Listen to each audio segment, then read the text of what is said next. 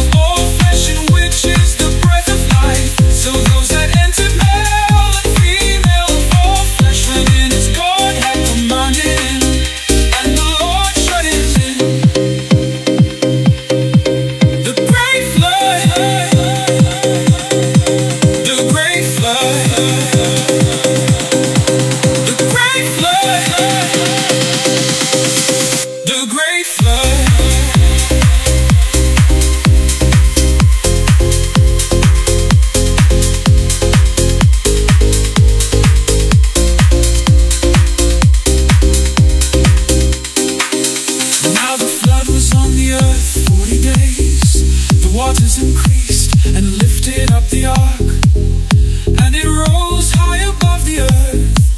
The waters prevailed and greatly increased on the earth. And the ark moved about on the surface of the waters. And the waters prevailed exceedingly on the earth. And all the high hills under the whole of them were covered.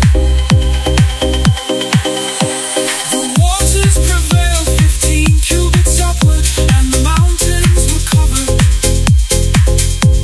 And all flesh died that moved on the earth, birds and cattle and beasts, and every creeping thing that creeps on the earth, and every man, all in whose nostrils was the breath of the Spirit of life. All that was on the dry land died.